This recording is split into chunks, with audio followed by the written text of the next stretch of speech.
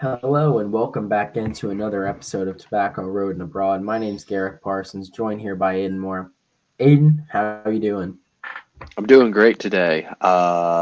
Great weekend for sports in the Carolinas. Big wins all around, and I'm excited to highlight all the ups and downs. Excited to highlight the Panthers, Tar Heels, and even NC State got a big win over the past weekend. But yeah, just a big week to go over and recap with some big games on the horizon. So should be a good episode going ahead.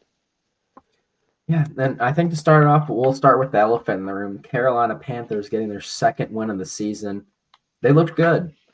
Yes. Um, Bryce had the one turnover, but they looked good. The Panthers are now we've set a record this season, but a positive record. We're not on track to be the worst defensive team ever anymore. But we did something positive in terms of a record. We are the first team to allow 400 yards, force zero turnovers, and win. That's not good. I mean, like, glad we were able to come out with the While win, but all the while having less than 250 yards, not offensively, but all-purpose yards. That includes punt returns and kick returns too. this is not a flex that you think it is. I'm just saying, This is more of people an are indictment on the New Orleans Saints. I mean, I like just watching that game. I see what they tried to do. They tried to force Bryce Young into like awkward positions, and they thought he couldn't throw the long ball, but turns out Bryce Young can, and he was able to cook them over the middle a couple times, and in the end, he was able to keep composure and just not completely collapse, and that was good enough to get the win. I still think the future around Bryce Young is going to be a little bit uncertain, but I think this is a good win for him. And I'm very happy to see him find some success with the Panthers, but I don't know how it's going to be moving forward. Yeah, and especially with him losing some offensive weapons, Panthers have traded away two of our more prolific receivers this season. I mean, they haven't been great. I mean, Deontay Johnson's been okay. We traded for him in the offseason, and then we traded him immediately, pretty much immediately to the Ravens. Which I mean, he's not doing much there. I mean, we just honestly, I'm happy we got draft capital out of it. So, and then we traded away Jonathan Mingo, who we wasted a second round pick on. But honestly, I know we technically lost capital on that, but for what he did last season, we honestly absolutely fleeced the fucking Cowboys. We absolutely fleeced getting a fourth round pick for him. Jonathan Mingo was not worth a fourth round pick. Like, I'm not sure if you people saw, you might have seen the social media outrage from Cowboys fans for throwing a fourth round pick at the Panthers. Which, hey, I'm not complaining. We needed capital, and we got it. Yeah. Dare I say it? I think we have a first round pick in this draft. We have a second round, third round. We may even have two third rounds. We have two fourth rounds. So I feel like we could start to build a team. Now, the rest of the season may be rough, you know, fucking, granted they hadn't done shit this season, but like, getting rid of weapons. But Yeah. honestly, we hadn't really been utilizing them. Yeah. Like, so it's kind of move it or lose it. It freed up not only freed up draft capital, but we have cap space now, which I don't ever think that was an issue. But like hey, cap space is a good thing. Any other final thoughts on the game? Um, I'd say the Saints are just proven that they're more frauds. Like as every single week goes on, it's more and more apparent that those first two wins, the like the ways in which they won those games was uh, like just lightning in a bottle for them, and I don't think they're going to be able to replicate it again. continued on like a fraud watch, but I'm not sure if you can even call it a fraud watch because this is the NFC South and it's pretty much Saints and Panthers are in the bottom half, and it's just a fight like just to remain relevant with the Falcons being as dominant as they are. Yeah, and I will shout out one of my friends who may join us at some point on the podcast as well, Luke. He actually predicted this coming. I know he wasn't on here to say it, but Luke and I went for a hike a few weeks ago on in what's called the Presidential Peaks in New Hampshire, and we talked a lot of football, talked some life stuff, reminisced on our time at Providence. But one of the things that interested me at this point when we went on this hike, the Saints were 2-0. He goes, the Saints are pretty much living off the deep ball to Shaheed. He's like, that is not sustainable. He's like, they may win 1 or 2 more games, but he's like, I don't see them having more than 4 wins. He's like, that may be a bit harsh. He's like, they could get like, he's like, I don't see them getting a winning record. And I just figured I want to give him credit for that on air. I know he didn't say that on air, but I told him he was crazy, but I just want to say, Luke, you were right. That was on the money. It was on the money. Moving on elsewhere in the NFL. I mean, obviously, we talked about the Jets Texans last week, I think, right? That was just kind of or did we? I mean, I don't think we had the time to talk about it, but yeah, Jets were able to come away with the win against the Texans. I don't know how Texans have been playing down to competition. I felt like for the entirety of the year, and they've been able to get away with it because they're in a weak AFC South division. The Jets are just a walking, I would say kind of shit show, but like they're just like they're the keeping up with the Kardashians of like the NFL. They're just trash TV that you can't help look away. Like just keep on consuming. Is it like technically the worst thing ever? No, but there's so much drama and like bullshit going around that you just can't help but like, okay, let's just see what happens. I'm Aaron Rodgers was able to have another solid game, and I'm very confused about Rodgers.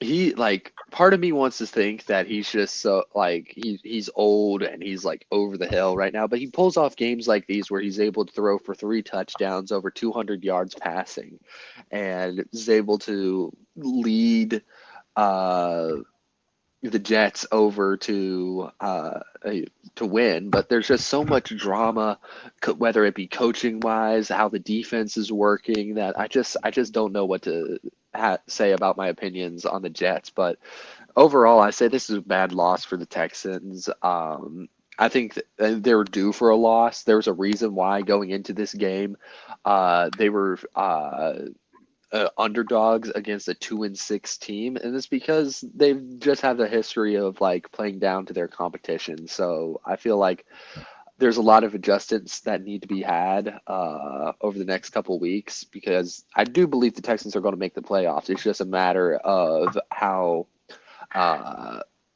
cohesive and like put together they are by the time they make it. And if they show up the way they did in this game, I don't predict them to go as far as I once thought they would.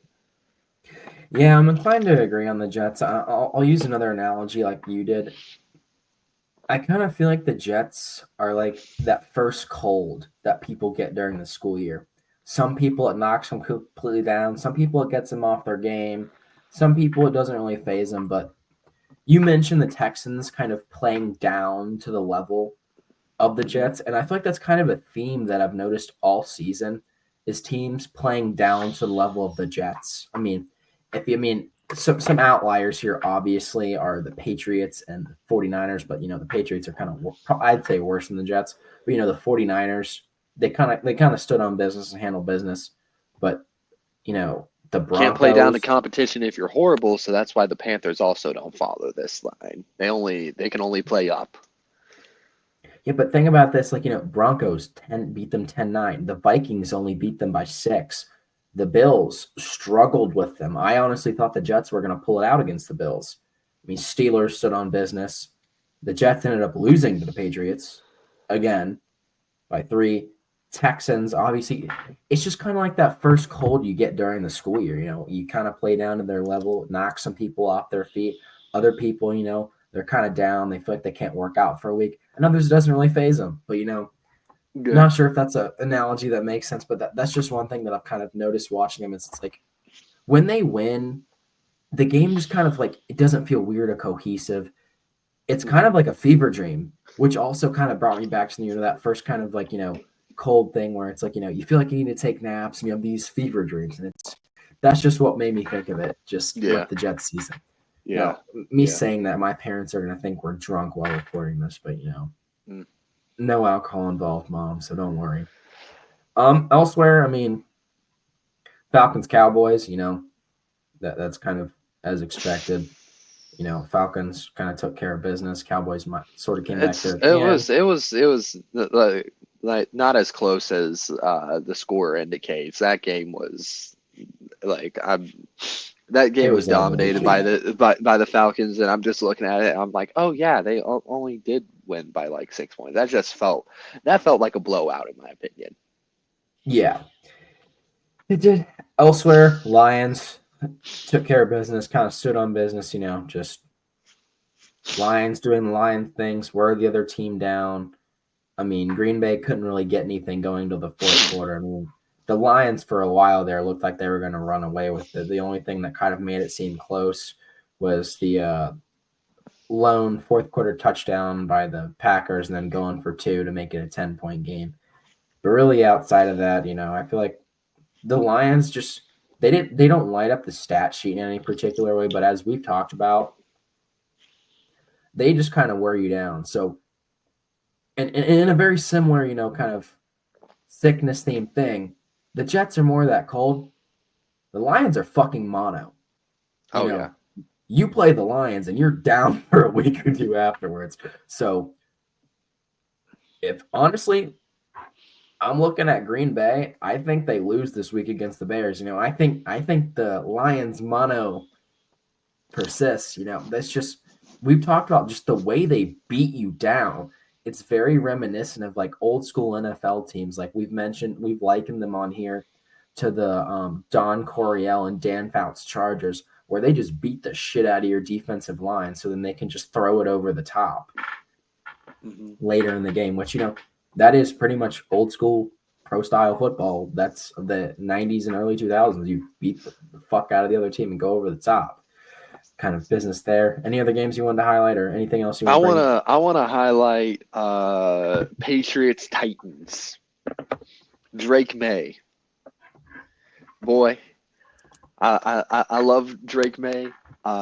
He was able to pull off what was I thought was going to be a great comeback. He like fourth quarter, time's expired. He gets the last minute touchdown, brings it into overtime, throws the game losing interception. I'm if I'm the Patriots, I live by Drake May. I die by Drake May, and I'm not disappointed in this game at all. Drake May was able to drag the Patriots into overtime, which I'm very happy with, and that's just my opinion on that game. But speaking of living by and dying by the quarterback, the Browns lose to the Chargers. Jameis Winston must have became one of the Costco guys because he bought turnovers in bulk in this game. There were so many turnovers. Another example of prime Jameis Winston, which like if I'm a Browns fan, at least I'm going down with an entertaining show with an entertaining quarterback. Jim Harbaugh just kind of did his thing of like let the defense cook, and then eventually. Like the offense just like absolutely beats down your opposing team. So this is just vintage Jim Harbaugh and vintage Jameis Winston. So those are my takeaways from those two games. Let's see, what else do we got here?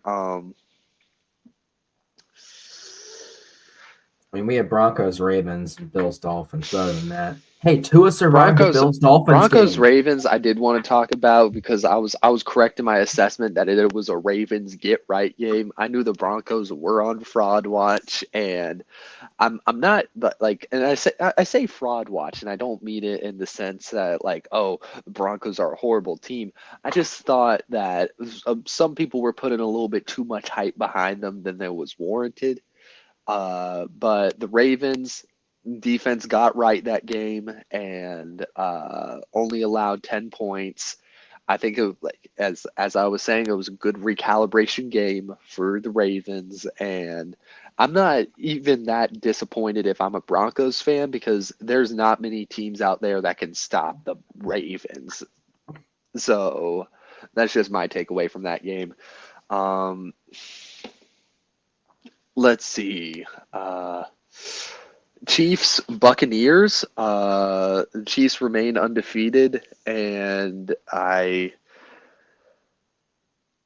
not gonna lie, it's almost like sometimes I find it hard to watch the Chiefs. Do you find this like anymore? Like it's just like it feels like the most predictable show I have ever seen in existence. I think the Chiefs probably are going to go undefeated, but I'm not going to be entertained once by watching them.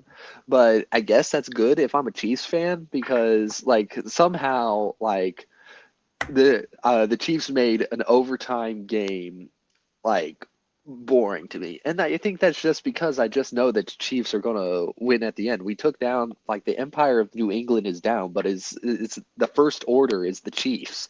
It's just the same thing in a different coat of paint. Um, uh, I like Buccaneer. Like I don't know how the Buccaneers were even close in this game because half they're already devastated with injuries. Like half their like good receivers are already out. But somehow the Chiefs are able to get a Disney Channel ass win and remain undefeated. And they're going to probably be undefeated for the rest of the season. And we just got to accept it now. Patrick Mahomes is going to get its fourth Super Bowl, and we're all going to live in hell.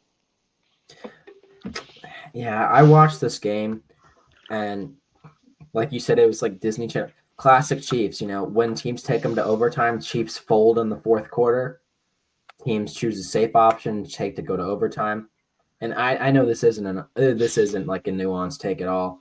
Like the entirety of social media, the entirety of sports media was screaming at the top of their lungs for the Buccaneers essentially tied the score with like not as time expired, like the Chiefs had time to take a few shots at the end zone after they scored, but like the Buccaneers had the Chiefs on their heels in that fourth quarter. The Yeah. Chiefs scored that touchdown to go. Chiefs scored that touchdown, but then the Buccaneers came right back. Baker Mayfield just was absolutely slicing and dicing their defense. They pretty much moved the ball at will those last two drives, despite what Aiden would call perfect football weather. Like people are slipping out there left and right, but Baker led an absolute surgical drive at the end there. And I know it's not a nuanced thing, but should they have gone for two? Yeah. Like I say, you go with how things are, it's just, and I know it's not like I'm not saying it's rigged when I say this, but like the Chiefs are just they're lucky when it comes to coin tosses, and unfortunately, with NFL regular season rules, it's sudden death. Now in the playoffs, both teams are guaranteed a possession, but if you don't want to take a chance with this Chiefs offense and the offensive genius that Andy Reid is, because in that time off that he has between the fourth quarter and overtime, he will be scheming.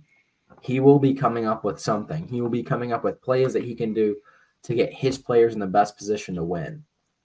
And I'm not saying the Buccaneers don't have an offensive genius. I mean, Baker Mayfield's cooking. Like, despite being 4-5, I feel like this team, I feel like they could pick up a win or two in the playoffs. Like, I mean, they're obviously going to win. I think they might win the NFC South. I think they might. I think the Falcons beat them on both weeks, so unless the Falcons fall apart, they have the tiebreaker. I think you're correct. I think that Have they? They've already played the Falcons twice. and they Falcons got them lost and both, they didn't lost they? both. I think they lost both by less than one score. Yeah. So the Falcon, unless the Buccaneers really turn it around, I guess they're not going to the playoffs then. Yeah, But in but they could NFC, get a wild certain card. They could get a they wild could get a card. wild card because the wild card's kind of looking weak right now. If I'm being honest, I don't know. actually, Like, I don't know. I 6-2 mean, Philly, 6-2 Eagles Minnesota. and Commanders are both fighting for the East, so like one of them's probably going to get the wild card. Um, let's see who else.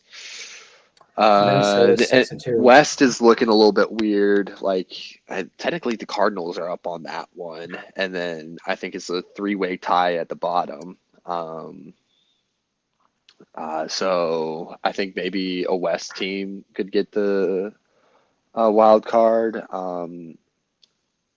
Lions. I think the North is pretty like jam packed, so I wouldn't count on the Buccaneers getting Yeah, uh, a wild card. I think they would need a lot of stuff to fall into place. yeah, and it's. Do I think they should change the end season playoff rule or no overtime rule? Yes, but at the same time, I don't know. I kind of like sudden death. Sometimes I kind of don't. Elsewhere, I was able to catch the Vikings Colts game. Oh, Um, I'm sorry for that because I that game was so boring. I think like Vikings Colts was so boring. I literally wrote pages upon pages of an essay that I was writing, and I sent it to my girlfriend just because that was more entertaining than watching the Colts Vikings. And let me tell you something, that game was so damn boring. It was the most like non-football football game. Mistakes were made on both sides. Joe Flacco, what the hell is going on? You were supposed to be the savior. You were supposed to be the bringer of memes, but you just became. You made the memes are now dreams. Colts kind of are just horrible. Um, Vikings are proving that they're just more and more mid through as whenever they start off a season like really strong. Colts fell apart in the second half though, and that's pretty much the only takeaway that you can like take from it. Like somehow Sam Darnold had a three touchdown, 300 yard, almost 300 yard passing game, and I was just not entertained by it. And maybe I'm just being a little bit picky, but like I just felt like the mistakes were too plentiful on both sides, on both teams, that it was just I was just a little bit. I'm dissatisfied. I'm not as confident in the Vikings as I was before, and I think that's just my takeaway. I'm not either. It wasn't a very convincing game. For how convincing the Vikings have looked this season, they just looked kind of flat and bland. I mean, I feel it's kind of even though they got to win, that this just goes back to my what's it called my mono example. I kind of still feel like the Vikings are a little hungover after that Lions loss. That's I what mean, I'm they saying. lost to the the mid ass Rams, and then they still look stagnant. I mean, I'll say it again. The Lions pretty much are like you have them on your schedule. It's like you're guaranteed catching mono for 1 or 2 weeks. You're gonna look flat, and I wouldn't say that the Vikings exactly looked flat against the Rams, but they didn't look good. I mean, it wasn't a boring game. I mean, there's some pretty impressive stat lines, but there's a bit of a hangover. It is like catching mono playing this Lions team with how they just beat you up. Um, Elsewhere, I mean, nothing really else to say. I mean, Bears, Cardinals, Cardinals kind of they beat the brakes off the Bears. Bears, I really don't know how to feel. We kind of knew they were going to be ass coming into the season, but then there have been some games where it's like, huh, you know, there's some flashes here, but then there's just some absolute fucking head scratchers. I mean, like that Colts game, like in my opinion, the Bears are better than the Colts, but that was I don't know. I don't know where I'm going with that, but it's just like the Bears. I feel like they're better than they are.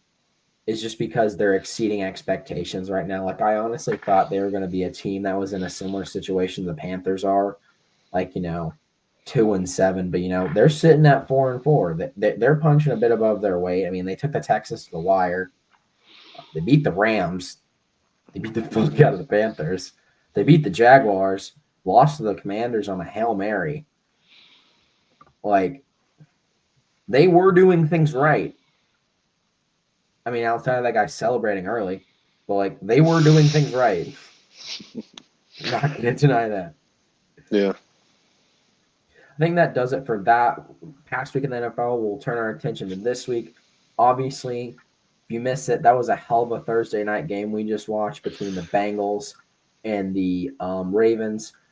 Bengals, not sure if they're going to make the playoffs this year thanks to their slow start. I do think they are a playoff caliber team in terms of their strength.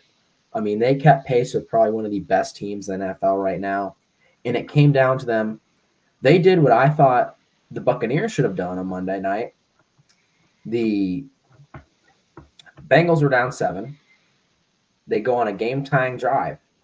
They essentially tie the game with 38 seconds left, or are going to tie the game. They decided to roll the dice. They go for 2. Unfortunately, it comes short. But it was that Jamar Chase touchdown catch was a work of art. I mean, the Bengals did everything they could in this game, but I just think the Ravens were too good. I mean, Joe Burrow had 430 yards for 4 touchdowns. Jamar Chase had 265 receiving yards for 3 touchdowns. Like, both teams are firing on all cylinders, and I just think that combo of Lamar Jackson and Derrick Henry, that's going to be a lot to deal with. Yeah. That's a lot to deal with, and it's that rushing attack, then that opens up passing. Just when you've got Derrick Henry and Lamar Jackson in a backfield, people, you can sell out against the run as much as you want. That Derrick Henry's back there, and when you sell out against the run and they pull up for a play action pass, contrary to what memes will have you believe, Lamar actually does have a good arm, contrary to the memes on the internet. I don't know why these are memes. Like everybody says, like a mobile quarterback that can throw is like Lamar Jackson, but can throw until Lamar Jackson throws up and throws like throws a 3-piece on you. I mean, this whole argument that Lamar can't throw. Lamar has the 3rd most passing yards in the NFL right now with 2,300. Like, yeah. Being a running quarterback, you wouldn't think Lamar's got 2,300 passing yards right now. So, elsewhere around the league, let's talk about retribution for Germany's war crimes, the Munich game, Panthers versus Giants. After this game, I don't believe we will ever hold World War II against the Germans again, because they're going to be subjected to some of the worst football known to man. For any Germans out there that are unfortunate enough and have been swindled to go into this game, I just want to say, you know what? Tough luck. Enjoy this. I got the Panthers winning it, though, because I'm a shill. So I do. And my reasoning is road to 10-7 continues, goes through Munich. We're going through the Autobahn just to get to that road to 10-7 is what I'm saying. And the Panthers are going to get another aspect of their offense back this game.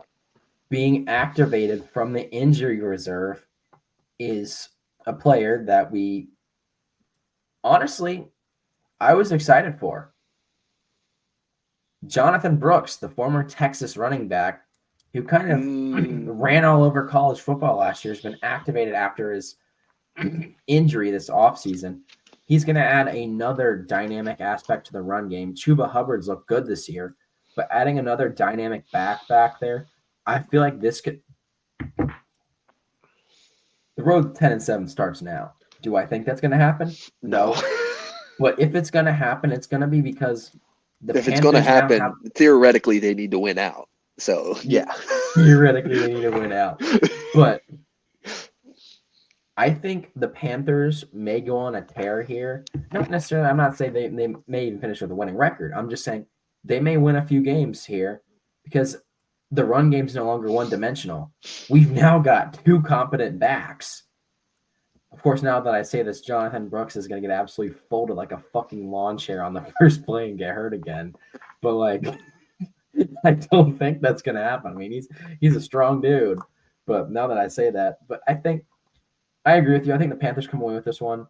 Even with Bryce Young at the helm, the passing game's just it's there. Like you can see the gears are starting to turn. The run game, first and foremost, was taking off. The gears are starting to turn. Being able to have a two-pronged running attack as opposed to just one, it's going to open up lane. It's going to open up passing lanes. It's going to open up running lanes.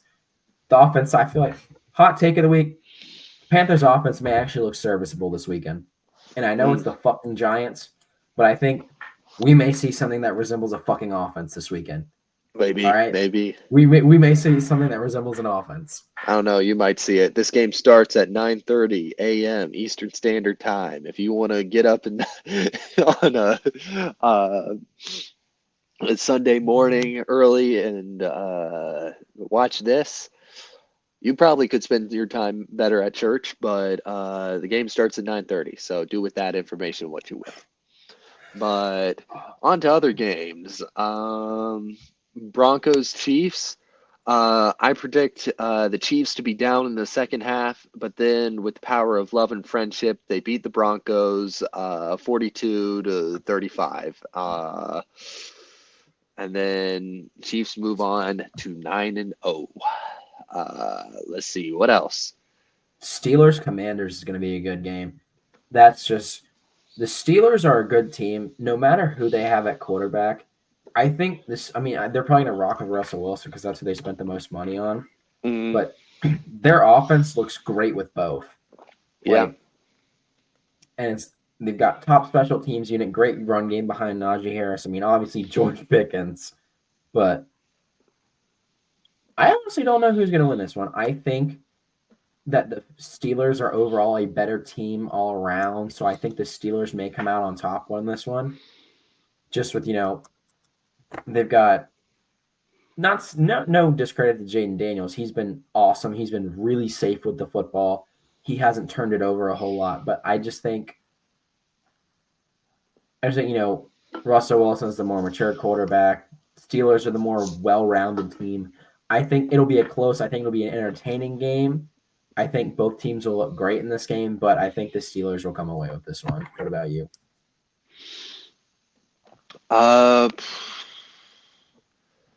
I feel like I got the Commanders on this one. Jaden Daniels, he's too electric in my opinion. I think the Steelers only really got. I feel like they lack a good number 2 receiver, and I just feel like I just have a feeling that the Commanders are going to win. I'm just going with my gut on this one. Makes sense. Elsewhere, I mean, we've got 49ers Buccaneers. I think not sure about this game. I mean, similar to the Texans, I feel like the 49ers are the same way. They kind of play down to their competition level. I mean, I feel like, honestly, the 49ers, they might as well be the NFC version of Houston. Mm-hmm. Mm-hmm. And it's just after the Super Bowl, they've played down to the level of other teams. I'm not saying they haven't looked good. They've looked good in certain games, but they just kind of played down to the level of teams that's how they find themselves at 4-4 and not 6-2, which I thought they'd probably be around there by then. But they've played the Chiefs already. They have had a tough schedule. They played the Chiefs already. They play the Vikings. But there's just some head scratchers on here. Losing to the Rams, losing to the Cardinals. I mean, hell. it's they let the Cowboys come back at the end there, but I think I've got San Fran here, just but who knows? I mean, I do see a world in which the Buccaneers do win. Like I'm not saying it's not like cut and dry, but I just think the 49ers win this game. What about you? I know it's in Tampa Bay, but it's I don't know. I got the 49ers. Uh, I think the last week's loss to the Buccaneers is going to be pretty emotionally tough for the Buccaneers. I don't. Never mind that. I think they'll get over it. But I just think I heard that Christian McCaffrey should be back this week, and I'm relying on that. I think all the weapons are going to be in place for the 49ers, and I predict them just being on an upward trend after this game. elsewhere. There's two other games that I'm kind of looking at here. Probably the big one of the week. It's the primetime game. Is Lions Texans. Um, this could be a game where if Houston wins, they could really cement themselves and say, no, we're still here. Yeah, we've been playing down to the level, but this could be, I don't want to say get right game because they're 6-3, but this could be a get right game for them. This to prove, hey, we belong in the conversation. We did have kind of a rough start to the year, but we're back. But honestly, I don't think that's what's going to happen. I think maybe not scoreboard wise, but I think in terms of just the physicality of the game, I think Detroit's just going to beat up on them and dominate them. The score may not tell the whole story here, but I feel like this could be a ugly, demoralizing game for the Texans. And I know the Texans have put together some good wins. They have wins over the Bills, who obviously playoff team, explosive offense, but Detroit's just a different style of offense and a different style of play. They're really physical. And I just think this could just be a physically draining game for the Texans. And while it is in Houston, I just think I really don't know if there's a team that can stop Detroit this year. I mean, Detroit does have one loss, but in the That grand was scheme of that was things, the Buccaneers. I just see the Lions are on a roll. I got them winning this game. I think they just have the physicality and everything to just continue their run. now I will say if there's a team to beat the Chiefs, it's the Lions. It is the Lions. Yep. Elsewhere, the only other game I'll mention is Eagles Cowboys. Not in the terms of I think this is going to be a good game, but Dak's hurt. I think this could. The only reason I'm bringing this up is there's a content creator that for every Dallas loss is now making a rap about how he's a Cowboys fan. Trap House And Sports. He makes a rap about how an individual song about how the Cowboys are ass after every loss. I think this could get ugly. The Eagles have kind of found their stride again. I feel like this game could get really ugly. I mean, I think so Philadelphia's too. favored by 8 points, but with Saquon Barkley in that backfield, I mean, the Eagles have everything to make a blowout. It's just I've been questioning some of their coaching decisions as of late. They played it close against Jacksonville. They played it close against a Browns team that was not the Browns team that like under Jameis Winston. This was a Deshaun Watson Browns team. So like I'm iffy on the Eagles when it comes to their coaching decisions, but I think they very much should have the Cowboys under wraps. I agree. And with that, I unless there's anything else you want to mention, I think that might be it for NFL. Unless there's any last things you want to mention. Nothing else I want to mention. I think it's a good time to go back over to college football. All right, over in the world of college football, we're first going to start by recapping this past week, and then we'll jump into the current week. Last week, obviously we saw some good matchups, saw some key wins, some essentially college football playoff implication games. And do you want to start us off with any particular one? Do you want to start off with our teams first, or do we want to Yeah, kind of we'll start off with our teams first. I mean, you let's can start off let's with Carolina because I'll they've just do a quick recap of UNC's game against FSU. Long story short, they did not fuck it up, and long story short, I'll just sum up the game in 2 words. O'Marion Hampton. He 5 touchdowns. That's all you need to know. One of the best running backs in the game that's not named Ashton Jantley. So that's just my takeaway of it. I think Carolina's going to keep on rolling, and just a good win, a good continuing the momentum, going to 5-4 now, and just beating up on an FSU team that has been struggling a lot. Mac Brown got his first win against FSU. If it was ever going to happen, it was going to be this year. Let's be real. But that's all the real takeaways that I have from UNC this week. Want to talk about state? Yeah, I mean, obviously, big game against Stanford, putting up 59 points. I think that's the most NC State's put up in a conference game in a while against a Power Five opponent. Not exactly happy we let Stanford score 28, but I will say it was the Stanford's last 2 touchdowns were kind of business decisions by NC State. It was Stanford's quarterback had been knocked out of the game. They put in their Wildcat quarterback, and it's 3rd and long.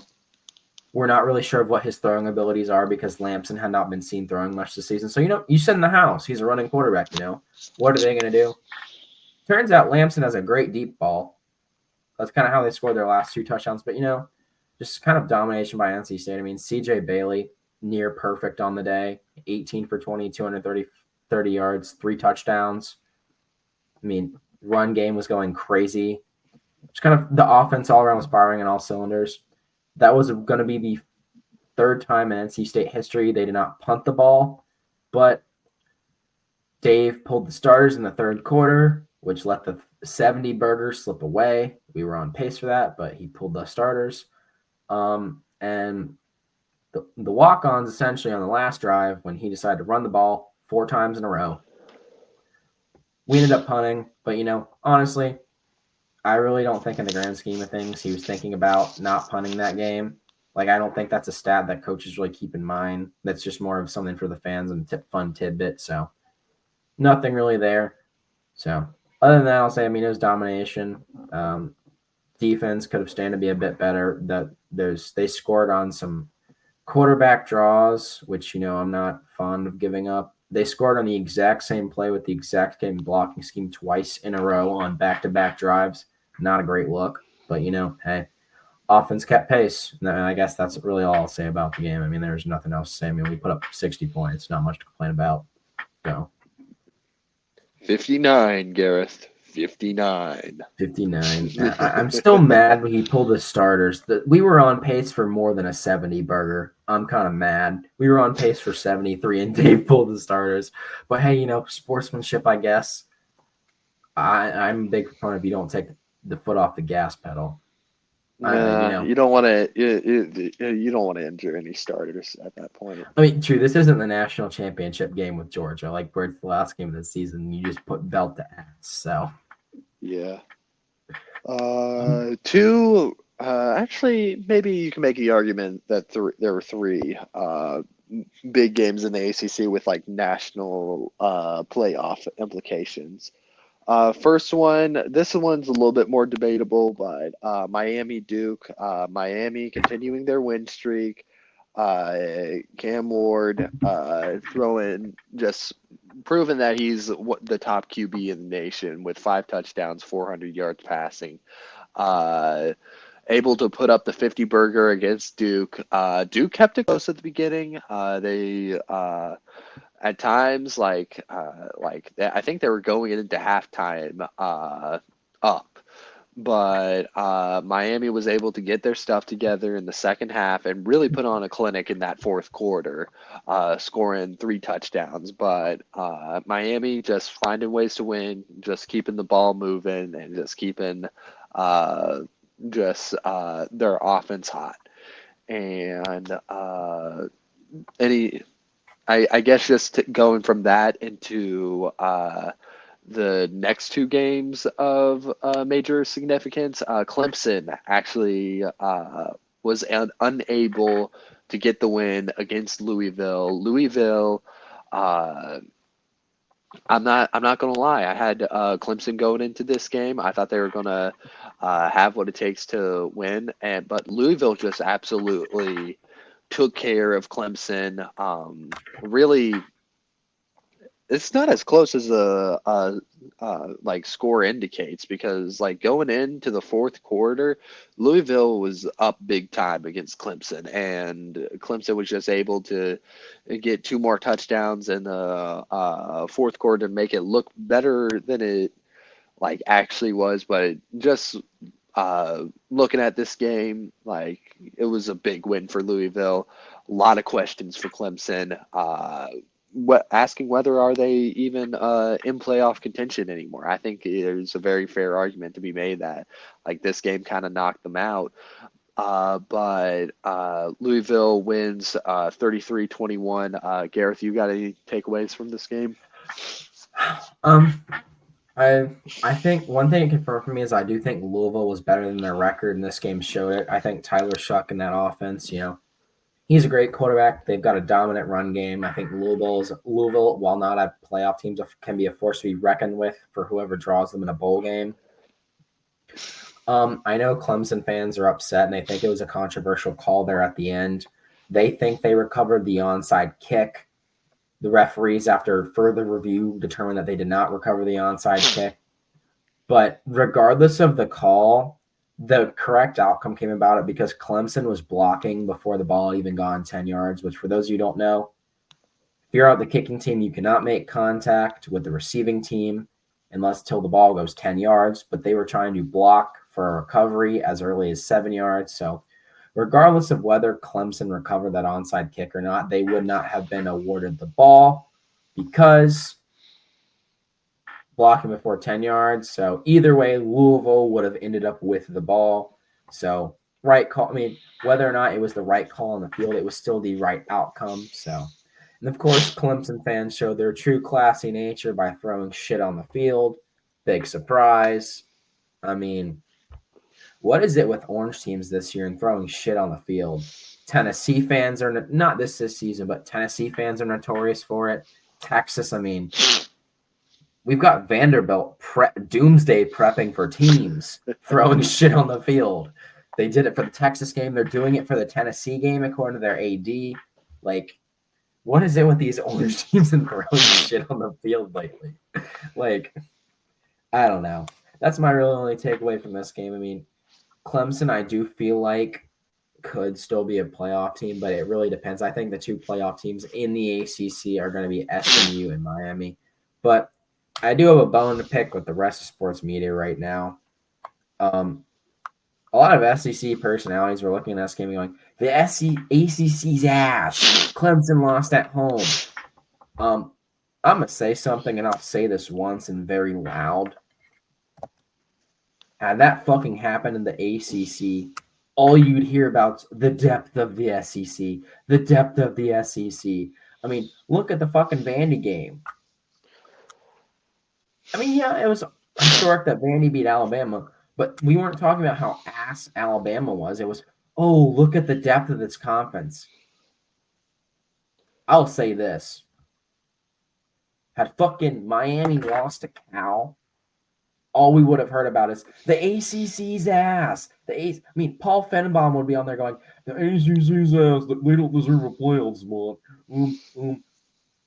I'm sorry. We need an SEC playoff. The college football playoff should only be SEC teams. 1 bajillion SEC teams. We need the SEC basketball bracket for football, and that should be the national championship. That's what Paul Feinbaum would be saying. Hot take, in my opinion, SEC's top heavy. I said it. They're top heavy. Yeah. Their bottom half, I really think their bottom half is average, like the average bottom half of any league. Yeah, I'm not denying the success at top. I'm not like taking away from the Alabamas and LSU's. But they are not a complete conference top to bottom. Mississippi State, I know we've said they're the best 2-win team. Still doesn't take away from the point. Their ass. They lost to Toledo. Their ass. Kentucky, they've pulled off some upsets and kept it close. Their ass. They are not good. There's no offense. The team has no offense. Their defense is great, but their ass. Florida, I'll give them.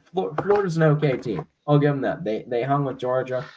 DJ Lagway's making them look somewhat, but I'm just saying there's a double standard here. God forbid something like that Alabama game happen in the fucking ACC. God fucking forbid it. We would never hear the end of it. And I know Alabama fans are never going to hear the end of losing to Vandy. That's not my point. My point is we as a conference would have never heard the end of it. Indeed. Elsewhere around the country, I mean, obviously the big game. Well, no, SMU Pitt. We need to talk about that in the ACC. Yeah, SMU Pitt. I didn't see that coming. I did see a world in which SMU wins, but I did not see SMU just absolutely fucking obliterating them.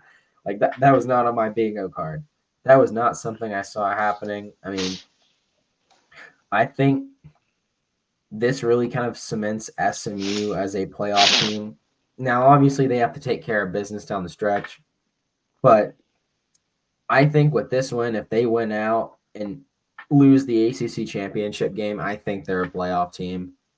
And if they're left out at 12-1, or they're currently left out, they're at number 13, so they're just on the cusp. But if they're a Power 5 team at 11-1, making a conference championship game and losing, so they'd be 11-2. And they were left out. There need to be, in my mind, there need to be some serious conversations about the people on the committee. But I think they're a playoff team. That was I think just SMU. I mean, yeah, Pitt kind of closed the gap, but I feel like the score doesn't really tell the whole story. Like it was not that close the entire game. I mean, it was 31-3 at half. I mean, SMU almost doubled them. Yeah, SMU pretty much doubled them. Jennings had a great game, 17-25, 306 for 2. That SMU rushing attack was just lethal. Just 23. Smith had 23 carries, 161 yards, 2 touchdowns. SMU was just firing on all cylinders. They look like a well-oiled machine. I feel like they've ironed out their issues and they're rearing and ready to go. Pitt, on the other hand, I mean, Eli Holstein looked all right. No touchdowns picked. 29 for 48. Not exactly a great stat line. Couldn't really get anything going in the rushing game. And when you're going up against a team like SMU, who's going to their offense is a well-oiled machine, you're at least going to need to have your run game going. And Pitt couldn't even get that going. So, what are your thoughts? SMU is just proven to be a valuable asset to the ACC. Their rushing attack's very lethal. And I just can't see anyone being able to stop this offense. If SMU wins out and Miami and SMU are in the ACC championship, I would love to see that game just because I haven't seen too much from the Miami defense to prove that they can stop SMU. And I haven't seen enough from the SMU has a good defense, but I don't know how they would respond to Cam Ward. So I'm very high on SMU, and I think it's a little bit of a snub that they weren't able to slip into the first playoff selection in this first week of playoff selection. But other than that, I think historically speaking, the first week of playoff selection hasn't meant much of anything over the past years, so I don't see it meaning that much this year. Things are going to play out. Chips are going to fall. I think SEC teams are going to go out. SEC teams are going to go in. Teams are going to move around. Teams are going to fall off. So if I'm an SMU fan, I'm not pushing the panic button just yet. Yeah, and I will say, I was not a fan of these polls. Now, granted, last year I feel like while the first poll didn't mean much, I feel like the first poll got a lot right for what had happened already. I don't necessarily feel like that's the case for this year. Like I said on air, on record last year, that was the first college football playoff poll that I didn't have an issue with. Like not even an issue going, well, I would have. Oh, it's not even an issue of, oh, well, I would have swapped the teams, but I still agree with it mostly. Like no, there was logic behind it. Head to head mattered, and there's just like the playoff committee explained themselves well, even though just looking at the rankings, there wasn't really explanation needed. It was just kind of you saw the logic within it. This one left me with a lot of questions, but we'll get into that as we go along. Other games, I think the big one, obviously. I mean, it wasn't college game day, but it was big noon kickoff. It was college game day, actually. Oh, it was college game day. My bad. Yeah. Will be Penn State, Ohio State. A lot of stuff going around about this game. Penn State fans are upset, saying, this should have been a night game. They wanted it a wide out. There'd be a better home field advantage. I mean, this is loser mentality. Fucking show up then. I mean, goddamn well, had that been Ohio State, there would have been no excuse. They would have showed up. I mean, fuck it. If you gave State or Carolina college on the one odd year you'd give them a college game day, they'd fucking show up. They wouldn't bitch it's a noon kickoff. We're used to that shit. Our fans still show up at noon. NC State and Carolina could be 4-4, and their fans will still fucking show up for some no-name team they're playing against. They will still sell out. That's a little bit. I don't know. It wouldn't sell out. No. I don't know. State's on 16 consecutive home sellouts. So.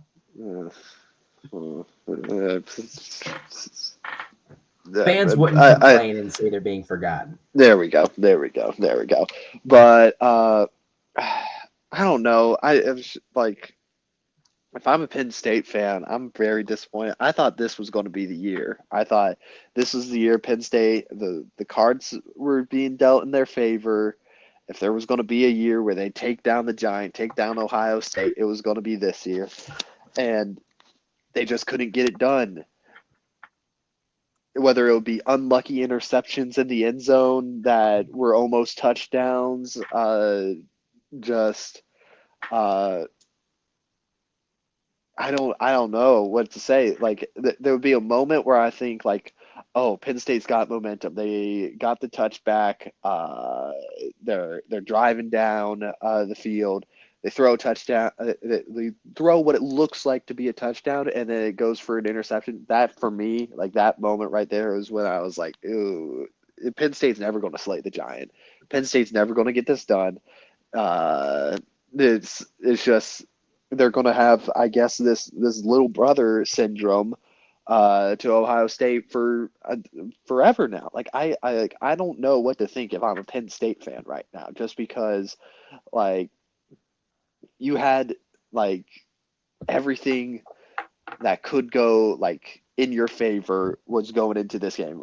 Ohio State team that looks pretty weak. Everything like is just pointing towards this can be the year, and it just doesn't work out. And I don't know. I think this was probably one of the most detrimental losses that Penn State can have, in my opinion. Like the Clemson game, like that's detrimental in the sense that like Clemson's like out of the like playoff race. The Pittsburgh game, that's detrimental as in like Pittsburgh's out of the playoff. Penn State's in the playoff right now, very much so. But just the mentality behind after this week, I just gotta say, if you're a Penn State, it's just probably more devastating, just because in the back of your mind, it's never going to like you're never getting past this hump. You're never going to make it to like I think maybe things can lie into place for them to make a run for the Big Ten championship game, but I don't see it right now. But just I don't know what to say. Yeah, this game, I feel like it left me with more questions than answers. I know Aiden and I were talking big game last week. Oh, this is going to give us answers as to like,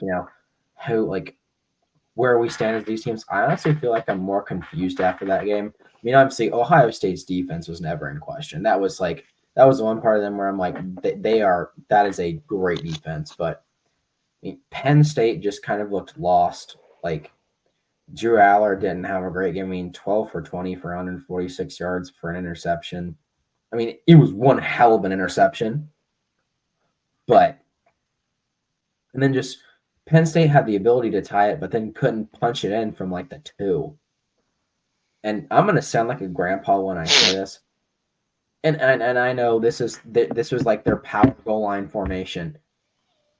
Penn State's power goal line formation.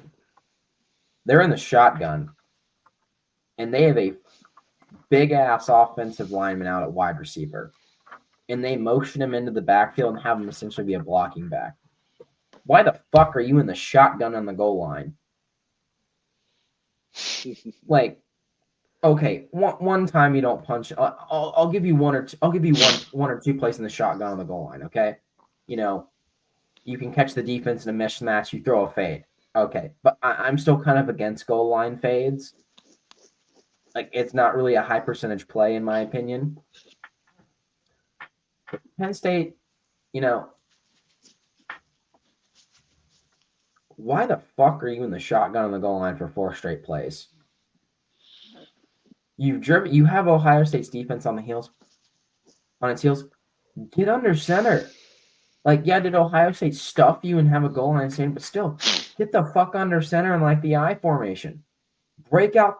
You were the team that brought the power T formation back last season. Run the fucking power T on the goal line. Run the wishbone on the goal line. You were the one that set that trend last season of teams bringing back the wishbone and the power T. And what do? You run out of the fucking shotgun on the goal line. I can never, like, it's a reoccurring meme that you see in college football circles on the internet. And the most recent one that's made big waves is this guy called Cornbread Cowboy. He's a big South Carolina fan. Love following him. He's got a viral video where he's like, when I go back to my old high school and I see them line up on the shotgun on the goal line and there's no fullback in sight, and it's him just throwing his hat. Yeah, that was me watching that play. I wasn't rooting for the team in that game, but it was just painful to watch a team line up in the shotgun on the goal line 4 straight downs in a row. Yeah, and I know it eventually became a passing situation, and at that point, you want to be in the shotgun if you're going to throw on the goal line, in my opinion. But, like, at least get under center. Like, this whole cute-ass shit where you're motioning a extra offensive lineman into the backfield, I can see the logic behind that, like trying that once, but trying that on 2 straight plays where it clearly did not help. I don't see the logic there. And like you said, I think Penn State, this doesn't like they're still in the playoff consideration, but I feel like that's just such a deflating loss that I think they may kind of have a hangover game after this. Elsewhere, Army takes care of Air Force. No surprise there. Maine had the opportunity to do something funny. I had a graphic ready, but, Oklahoma stopped playing with their food, so you won't get to see the graphic. I worked hard on it. I did, but we're not seeing it because it didn't happen. Anyway, well, how about Florida, Georgia? Florida was able to keep it close. They were actually ahead in the first half. Georgia was on upset alert, but they got their stuff together and just absolutely tore it up in the second half, scoring 28 points. Georgia just proven they find ways to win. And Florida, like, if I'm a Florida fan, I'm not happy, but I'm not disappointed either because Florida was able to hang with them, but at the end it was just the turnovers and mistakes that just really separated Georgia from Florida, and those are just my takeaways from it. But not as big a game as South Carolina, Texas A&M. Texas A&M just unable to get it done against South Carolina. Gareth, you said you wanted to talk about this game. Just what are your thoughts on it? Yeah, I feel like this. I don't think Texas A&M's chances of a playoff are completely done, but this certainly, it puts a wrinkle in it. It puts an asterisk by it. Texas A&M is no longer in the lead in the SEC. Let me actually take a look at the SEC standings. So I feel like this was a big one for the SEC I got it standings. for you. 1 second.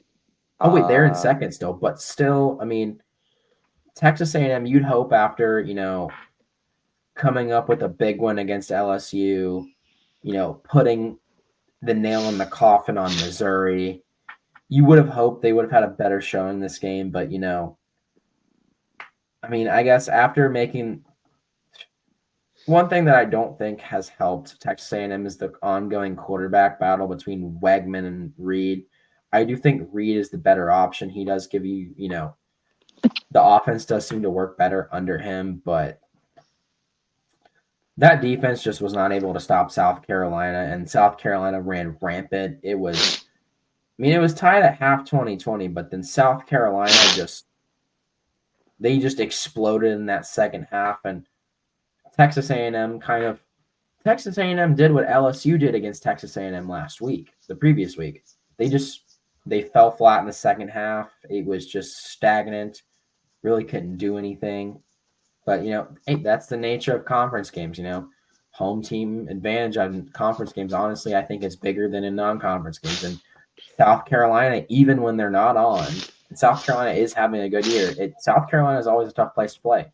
Wallace Bryce is a difficult stadium to play in. It is a harrowing home field atmosphere that even when South Carolina is awful, they are able to pull off upsides in that stadium just because of how big of a home field advantage it is. So, what are your takeaways from the game?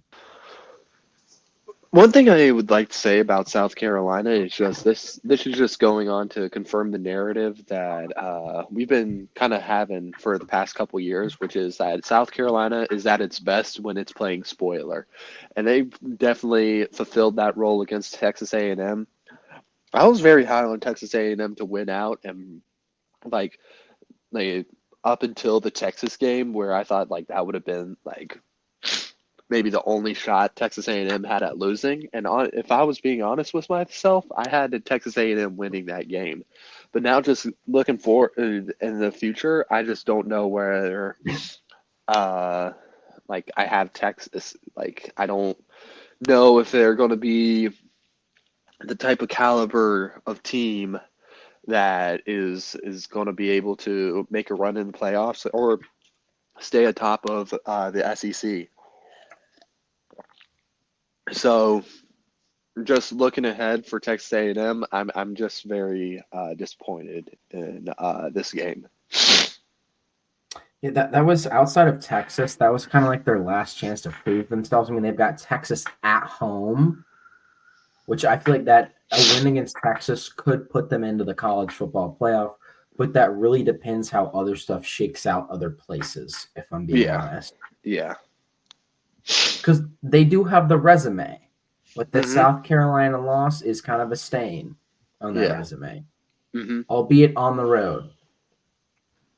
Yeah. So, elsewhere this week, just kind of looking back last week, I'm trying to see if there's any other games we want to highlight before we jump into this coming week. Iowa State losing to Texas Tech and Kansas State losing to Houston are two very big games in my opinion, just because like the Big 12 is up in the air and BYU just remains to be one of the only consistent teams. I don't know what the future of the Big 12 holds after this. I mean, Houston I think the Houston loss for Kansas State is a more devastating loss than the Texas Tech loss to Iowa State.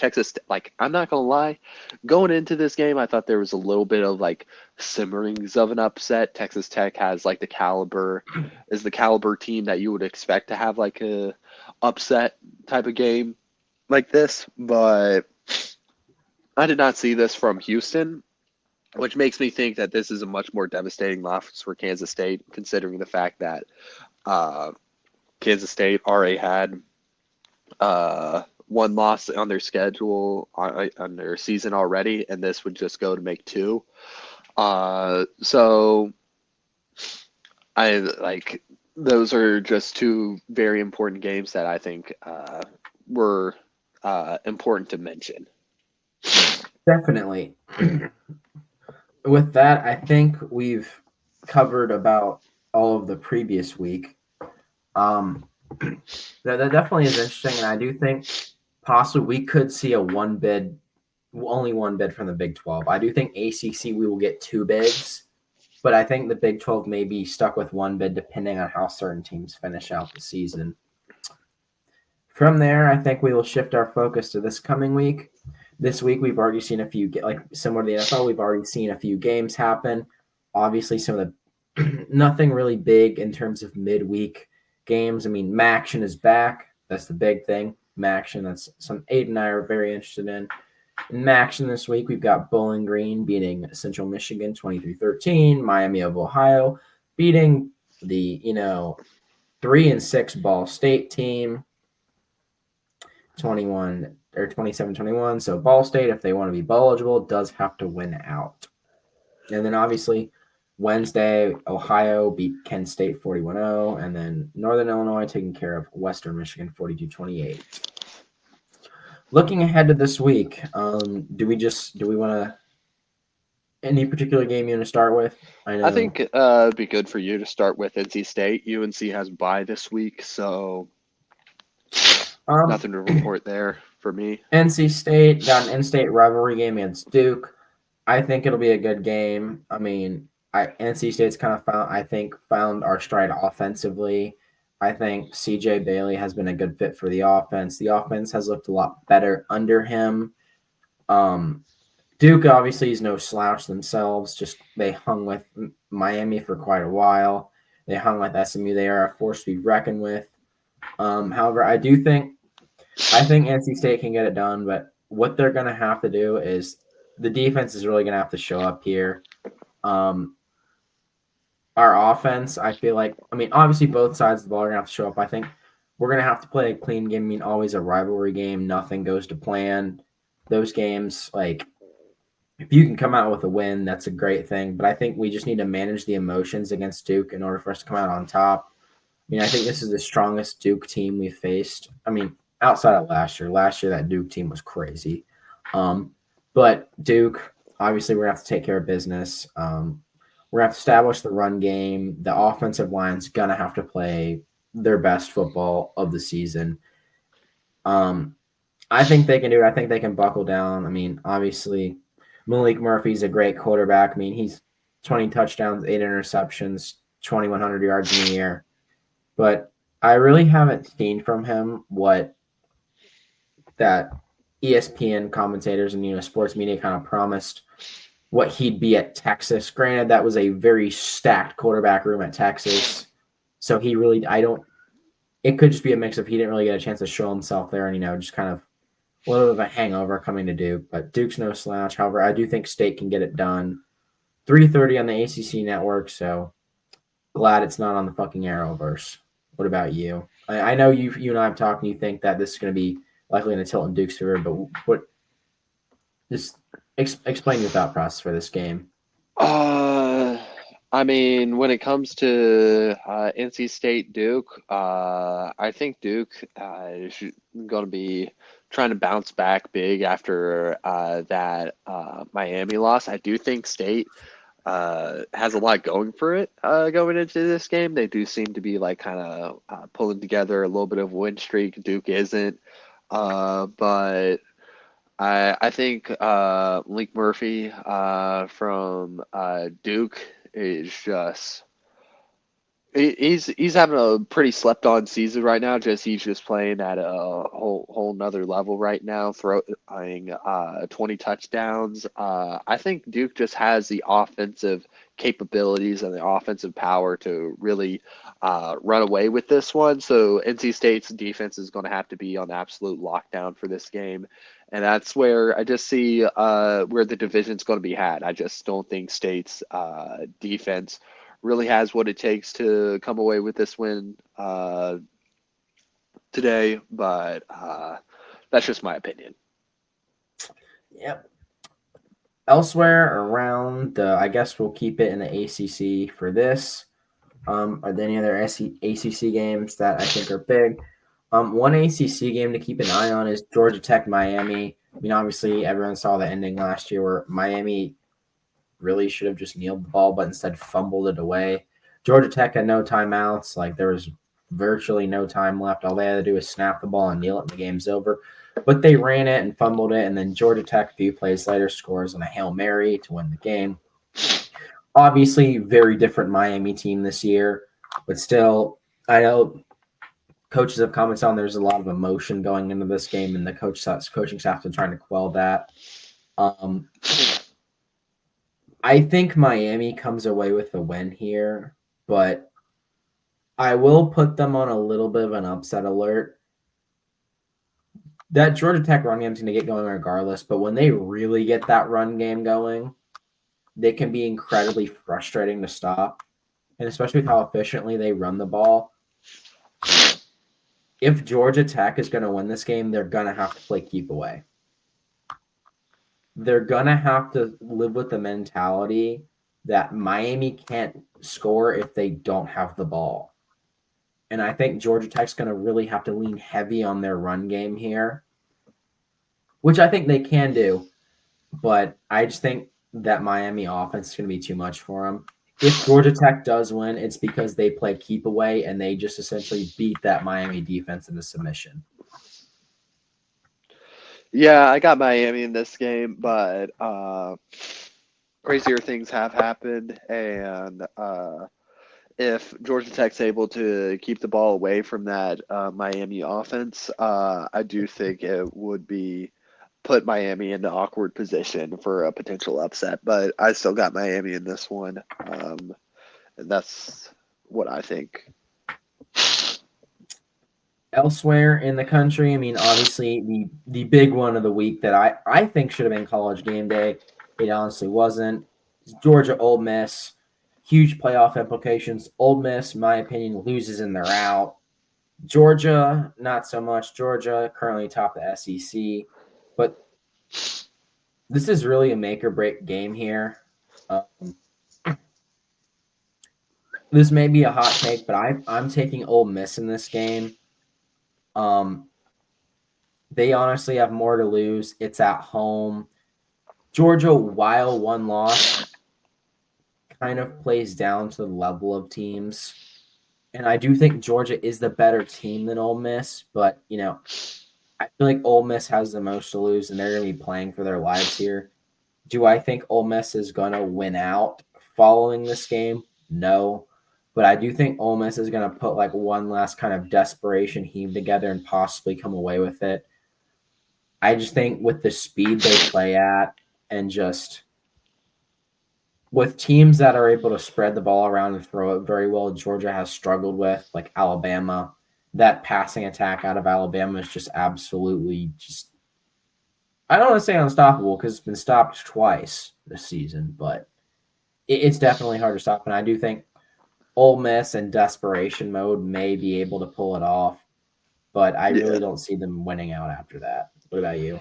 I disagree with you. I think Georgia's going to have what it takes to just put the light out on Ole Miss's playoff hopes.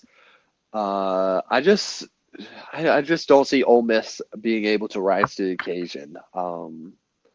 They're just I feel like their ceiling, right? They're right at their ceiling right now, and I just think Georgia's just a whole league above it right now. So my takeaway is that Georgia's going to come away with this one. Elsewhere in the SEC, we've got College Game Day. We've got LSU, Alabama. I believe I believe it's in Death Valley, if Yes, I'm it not is. mistaken. I mean, I should have known based on who they have for guest pickers, but honestly, I'm unsure on this game. Both teams have their flaws. I feel like LSU has the tendency to flatline sometimes in the second half, but it is a night game in Death Valley. LSU in Death Valley this year, I believe, is undefeated. I know LSU's lost earlier this season to USC, but I don't think that wasn't in That was that was in in Vegas. Vegas. Vegas. Um, I do think with how shaky Alabama's defense has been this year, this could get really interesting. And with it being in Death Valley, I think I'm going to give this one to LSU. Hmm. Not saying that Alabama's not a scary team.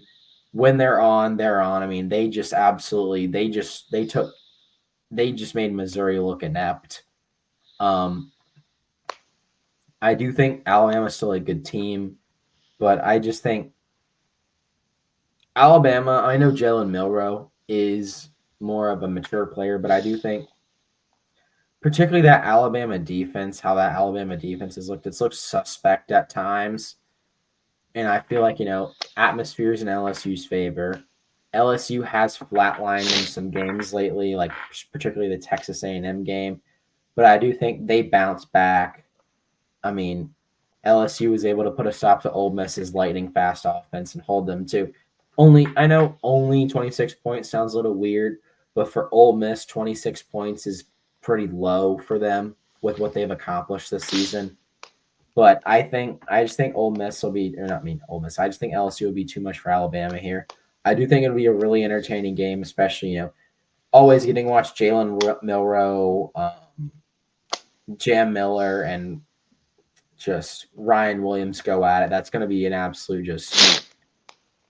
It's going to be a game to watch, and it's going to be absolutely entertaining. But I do think LSU is going to run away with this one, being the home team. I do see a world in which Alabama wins this, but regardless of what happens, I think we've got a shootout incoming. I think we're going to see a lot of offense and not a lot of defense.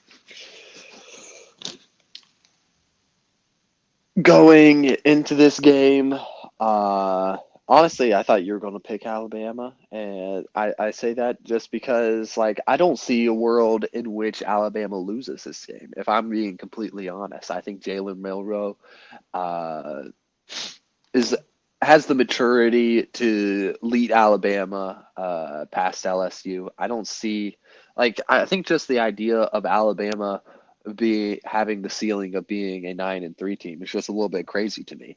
But I could be wrong. I just don't think this is a LSU.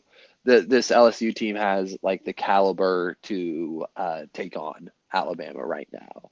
Yeah. I think the offense behind Alabama is just going to out shoot the offense of LSU, and that's going to be the main takeaway of the game for me. Like I just think the offensive capability of Alabama has a much higher ceiling than the offensive capability of LSU. But yeah, that's just my main takeaway and my main prediction for the game. I think Alabama's got it. Other we're in the ACC and the SEC, I think, in my opinion, this is my game of the week. Not in terms of the playoff implications or like the prestige of it, but two very trendy teams right now going at it this weekend in Nashville. We've got South Carolina versus Vanderbilt. This is definitely a game I'm going to be watching. Both teams have had some really strong results lately. I know Vanderbilt at home has been kind of an interesting environment, but I honestly think that South Carolina is going to take this one. I know Vanderbilt's trending. They've looked strong this season. They took Texas to the wire. They took Alabama to the wire. I'm not saying I don't think Vanderbilt will take down another ranked team this season because I do think they may get Tennessee with how Tennessee's offense has struggled. But that's later. That's not this week. That's later in the season. I just think with how explosive South Carolina's offense is, and as we're speaking, the line for this game just changed. As I'm talking about this, South Carolina was initially favored by a field goal, but at 3:15 in the morning on Friday, the line jumped from a field goal to 4.5. Don't Ooh. know what's happening at 3 o'clock in the morning that caused this shift, but I'd never seen that happen, but I guess it's happening. So that's crazy that I just watched that change, but wonder what's going on at 3 o'clock in the morning that made that happen. But I don't know. It's midnight in Vegas, so like, or it should be like close to like midnight or like 1 a.m. in Vegas. So maybe there's a couple betters just making their last bets of the day. So we'll see. Thursday is the new Friday, so Yes, people indeed, in the bars indeed. making bets. So, like I said, I think South Carolina takes this game. Just that offense is too powerful. And I'm not saying this offense is better than Alabama's, but I just think that Alabama game for Vanderbilt was a perfect storm. I'm not saying that doesn't ever happen again, but I think that game was just a perfect storm. It was bound to happen. But I think South Carolina's got good momentum going for them following that Texas A&M game, and I think they're just going to carry that game into this, carry that forward. Yeah. What about you? I What do you think think about I it? I don't know. It's a toss up for me. I got my mind is telling me South Carolina, but my heart still is on that Vandy bandwagon. But give me South Carolina for this one. I think they just have so much momentum going into this game that I think they're going to be hard to stop. And I just don't think Vanderbilt is as complete of a team as South Carolina is right now. Yeah, and to round out our games of the week, Aiden actually came up with this one for me, so it's Aiden's shit bowl of the week. Ooh. We've got one win UTEP versus one win Kennesaw State. If I'm being honest, I like the momentum Kennesaw State is going from. They just got their first FBS win ever. They've only been a program for 9 years at any level. And I just love the story. And UTEP, sorry, but give me Kenny State in this. Gotta love myself the Golden Owls. What about you? Who you got in our shit bowl of the week? You see, like,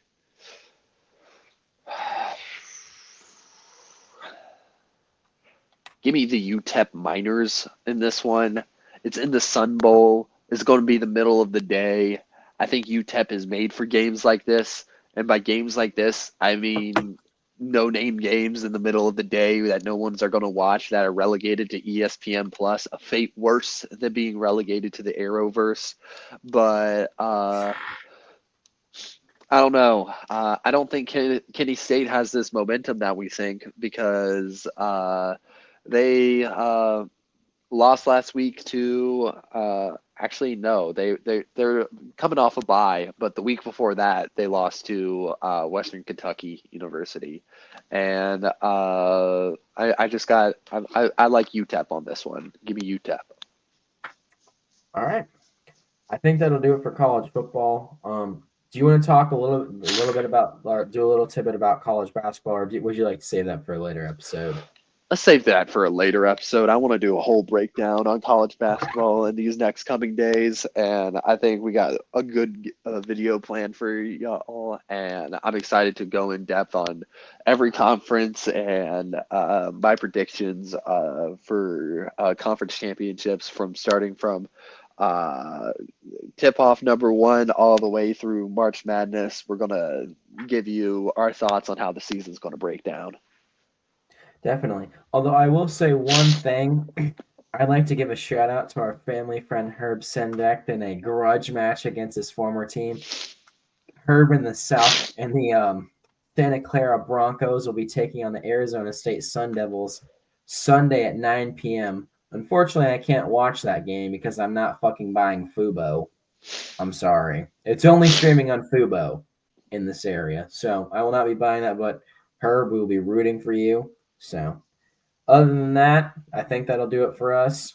Aiden and I will probably break down NC State and UNC's home openers for basketball soon. But like we said, we're going to save that for a different episode where we can devote a little more time and energy to that specific topic as college basketball. Well, we do love college football. We also love college basketball, and it's something we're very passionate about growing up in North Carolina. So with that, thank you guys for listening in and have a good night.